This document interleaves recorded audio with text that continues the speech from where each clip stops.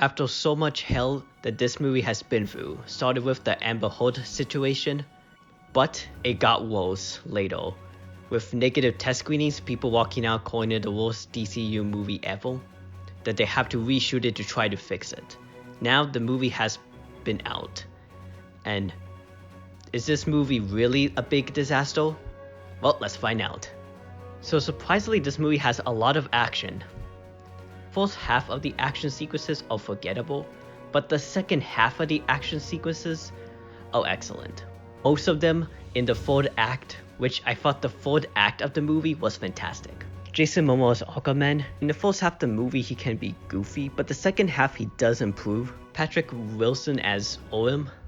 In the first Aquaman movie, I do thought it was a forgettable villain, but in the sequel as not a villain, he was great, and a bonding with him and Aquaman was very good.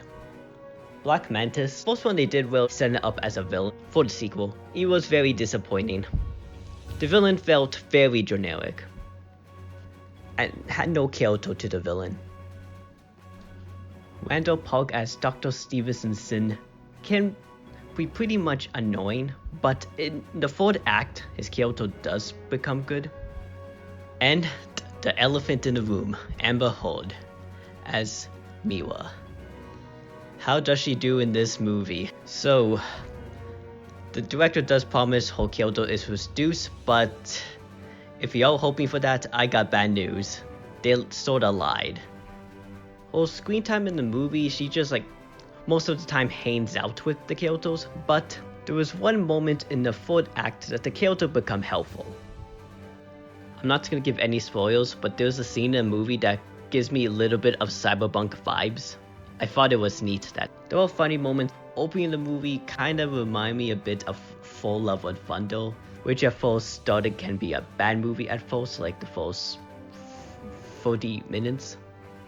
Overall, Aquaman and the Lost Kingdom does start bad at first, but once we get when Aquaman meets with his brother Orm, the movie starts to get better.